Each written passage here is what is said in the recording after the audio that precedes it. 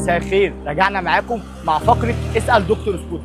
الحمد لله الاسئله بتاعتنا ترند، الناس كلها عماله تقلدنا، انا كل شويه اشوف واحد مطلع سؤال وبيجاوب عليه. الحمد لله احنا بنحط الخطه والناس كلها بتمشي ورانا. يلا بينا مع اول سؤال. اول سؤال معانا باسم استاذ اسامه، يقول لك العجله الخلفيه تقيله جدا والسكوتر مبطل، مشكله ايه؟ بيقول لك بيجي يزق السكوتر العجله بتبقى مكلبشه ورا وهو مش شغال اصلا، ده بيزق وكده معناها ان الكلاتش الخلفي اللي في السكوتر فيه مشكله، معنى هو قافش. فانا كده بنصحه انه يروح لاي مركز صيانه ويفتح آلة الجر ويعمل لها صيانه، هيلاقي الكلاتش الخلفي هو اللي قافش وعامل المشكله دي ومش عارف يزق السكوتر بسببه. يلا بينا نبص على تاني سؤال معانا. استاذ احمد بدري بيقول لك عندي مكان البوجيه دايما فيه زيت، بيبقى زيت مش ناشف يعني كانه جديد، معنى كده حاجه واحده ان السكوتر طقم الشمبر بتاعه خف، طقم شمبر الموتور خف فبقى بيرشح زيت، فكده ما قدامناش حل غير نص عمر بس كده. معانا تالت سؤال باسمه استاذ يوسف، السكوتر بيقطع وبينتش معايا وبيحرق بوجيهات وبيقول لك هو مغير الكوعه تمام او لا الكوعه سليمه. بص اجابه السؤال ده بسيطه خالص، معنى كده ان الحريق بتاع السكوتر مش مظبوط.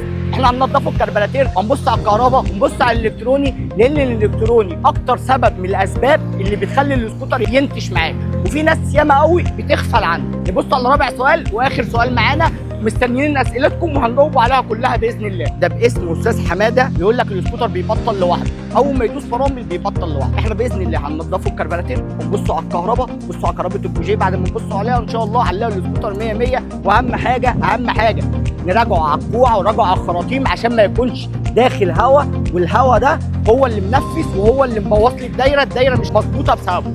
بس كده، واحنا النهارده خلصنا كل الاسئله في دكتور سكوتر اللي انتوا بعتوها لنا. مستنيينكم وقلدونا براحتكم. باي باي.